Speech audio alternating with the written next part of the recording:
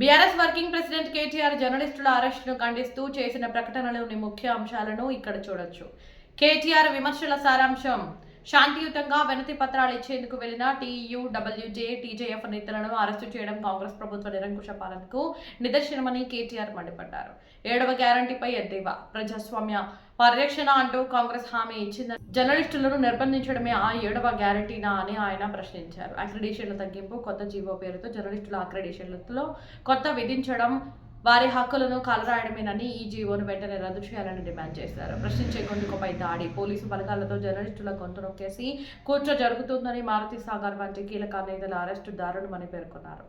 జర్నలిస్టుల ఆకాంక్షలకు వ్యతిరేకంగా ఉన్న కొత్త జీవోను వెంటనే రద్దు చేయాలి. అరెస్టైన నేతలపై పెట్టిన అక్రమ కేసులను ఉపసంహరించుకోవాలి. జర్నలిస్టుల అక్రిడిటేషన్లను పునరుద్ధరించాలి.